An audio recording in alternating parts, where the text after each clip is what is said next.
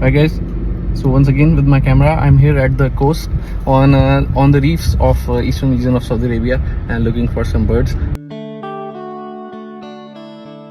The sun is setting up, but what I found is just I can't imagine. That's something I've been looking for so long. This is a bird that is very much camouflaged in the desert, and its name is cream colored corsair.